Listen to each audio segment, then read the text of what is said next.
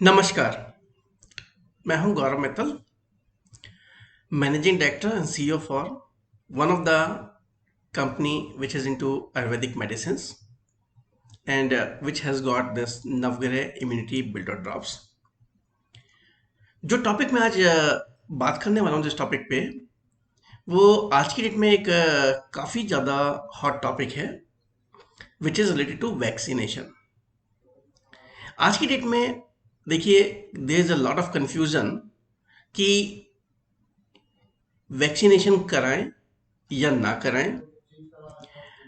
Issues किस तरीके के इश्यूज वैक्सीनेशन में आ सकते हैं, क्या कोरोना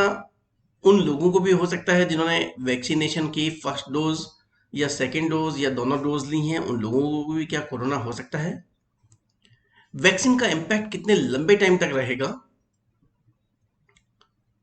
जिस इंसान को एक बार कोरोना हो चुका है क्या उसको वैक्सीनेशन की जरूरत है या नहीं है, जो वैक्सीनेशन है उसका इम्पैक्ट यदि 6 से 8 महीने ही रहेगा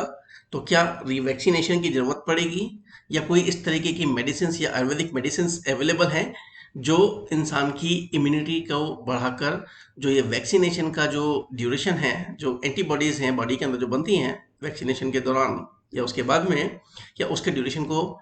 प्रोलोंगेट किया जा सकता है। तो इन सब क्वेश्चंस का आंसर एक एक करके देते हैं। सबसे पहले तो कि वैक्सीनेशन कराना जरूरी है या नहीं है, या इम्यूनिटी क्या है। इम्यूनिटी बेसिकली जब भी बॉडी के अंदर कोई एक एंटीजन आएगा तो बॉडी के अंदर बी सेल्स डब्ल्यूबीसी जो हैं वो फाइट करना शुरू करते हैं। उनमें टी सेल जो डब्ल्यूबीसी का पार्ट है वो उस प्रोसेस को, उस इम्यूनिटी प्रोसेस को जो फाइट करने का प्रोसेस है एंटीजन से, उसको मेमोरी सेल के अंदर रिकॉल रखता है। तो जो वैक्सीन है,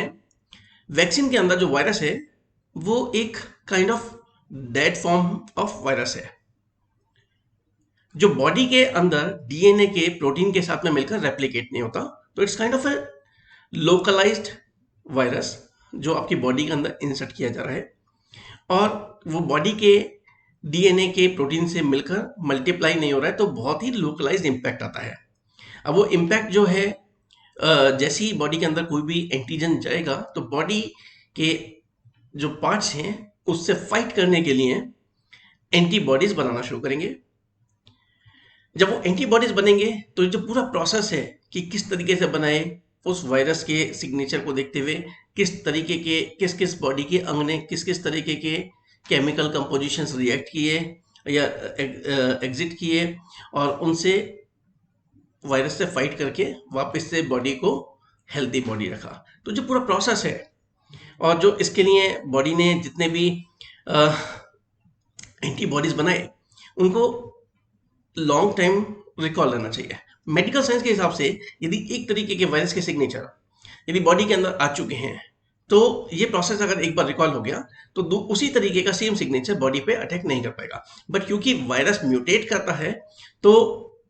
सिग्नेचर भी चेंज हो सकते हैं। छोटा सा भी सिग्नेचर चेंज हुआ तो नए एंटीजन की तरह ट्रीट होगा। बट अगर सिग्नेचर में बहुत छोटा सा वेरिएशन है तो जो पहले से एंटीबॉडीज बने हुए हैं उनको वो प्रोसेस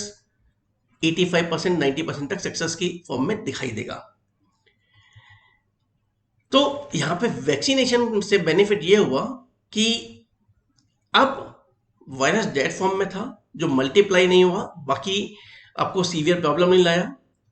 और वैक्सीनेशन के बाद बॉडी के अंदर एंटीबॉडीज बनने का प्रोसेस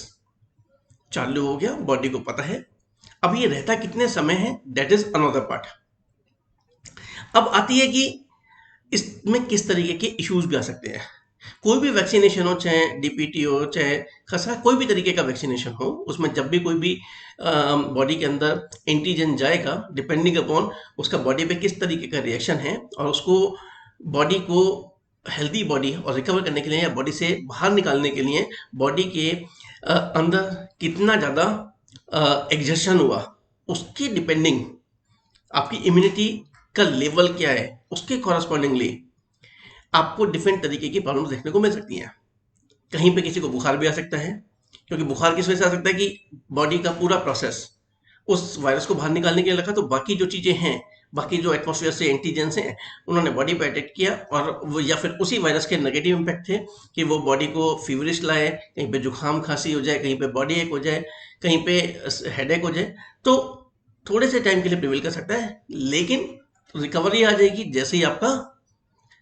बॉडी के अंदर एंटीबॉडीज बन गए और वो जो एंटीजन आया था बॉडी से एक्सक्रीट हो गया।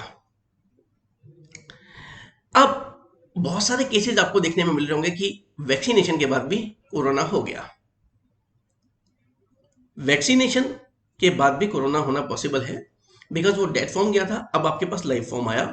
अब उसमें सिग्नेचर पहले वाला जो बॉडी के अंदर वैक्सीनेशन के दौरान जो सिग्नेचर किया था वायरस, विजिबिस जो अभी सिग्नेचर नया आया एज पर मेडिकल साइंस, वो डिफरेंट हो सकता है। अगर डिफरेंट होगा तो कोरोना दोबारा भी हो सकता है। अब दूसरा चीज कि जिसको कोरोना हो चुका है, क्या उसको हमें वैक्सीनेशन कराने से बेनिफिट होगा? यदि सिग्नेचर वायरस का जो पहले था जिसमें वैक्सीन बनी है, विजिबिस जो अभी वाला सिग्नेचर है, ये सेम है, तो और आपको अगर एक बार कोरोना हो चुका है उसी सिग्नेचर से, तो वैक्सीनेशन से कोई बेनिफिट नहीं होगा। बट यदि वैक्सीनेशन के अंदर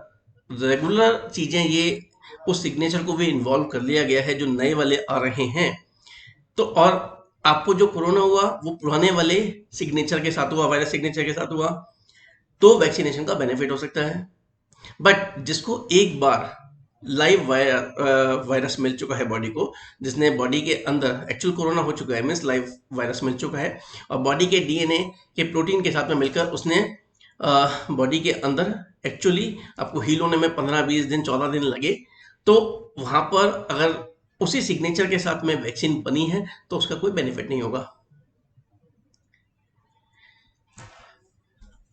अनदर थिंग, कितना लंबा इसका इफेक्ट है। अब जैसे नॉट श्योर कि इन्होंने जो क्लेम किया है वो 8 से 10 महीने तक इम्यूनिटी रहती है, बट आयुर्वेद के अंदर कुछ चीजें ऐसी भी हैं कि जो प्रोसेस मेमोरी में जो लिखा गया उनको रिटेन करने के लिए, प्रोलॉन्ग करने के लिए, वो काफी यूजफुल चीजें हैं। जैसे अश्वगंधा है, अश्वगंधा की प्रॉपर क्वांटिटी, यदि आपने वैक्सीनेशन कराया और उसके बाद आपके दोनों डोज के बाद में, वैक्सीनेशन के बाद में जो पूरा प्रोसेस है during this course of time, आपको मेमोरी की टी सेल्स को याद करने के लिए, उन एंटीबॉडीज को बना के रखने के लिए, यदि आपने वो याद रखना है, मतलब बॉडी को याद रखना है ताकि इसकी इम्यूनिटी का जो लेवल है वो लंबे टाइम तक बन सके, तो कुछ चीजें हैं जो आंवला है, गिलोय है, ये आपके लिए लाभदायक है। बट क्योंकि साइंटिफिकली ये भी नहीं कह सकते, क्योंकि कहीं पे ये जो कंपोनेंट हैं आयुष द्वारा प्रमाणित हैं, बट ये भी नहीं कह सकते कि मेडिकल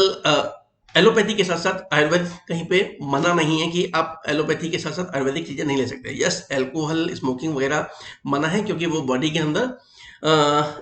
जो प्रोसेस ऑफ हीलिंग है एंटीबॉडीज का, उनको किल करता है। तो ये क्योंकि आयुर्वेदिक चीजें हैं, तो कहीं ना कहीं पे एक अच्छा इम्यूनिटी बूस्टर जिसके अंदर गिलोय, अश्वगंधा, आंवला, तुलसा, इस तरीके की चीजें हैं, वो बॉडी के अंदर जो एंटीबॉडीज बने हैं उनके प्रोसेस को याद करने का जो वे है टी सेल्स का, उसको प्रोलॉन्ग कर सकता है। तो I think with this video I could clarify some of the doubts which one has कि ये वैक्सीनेशन कराना चाहिए, नहीं कराना चाहिए, किस तरीके के इश्यूज हो सकते हैं। जिसको कोरोना हो गया उसको दोबारा हो सकता है, नहीं हो सकता, उस कोरोना हुए व्यक्ति को क्या वैक्सीनेशन बेनिफिशियल होगा या नहीं होगा, और किस तरीके से हम आगे वैक्सीनेशन के पश्चात अपनी लाइफ को बढ़ा सके, इन पे I think I could give some clarity. और मेरे जो आगे आने वाले सम कुछ वीडियोस होंगे जिसमें I will be talking more about ये पेंडेमिक के बारे में, और इससे बचने के कुछ एस्ट्रोलॉजिकल उपाय भी, that I will be giving in the next video. Till then, have a good health and wish everyone say a corona free life ahead. Take care.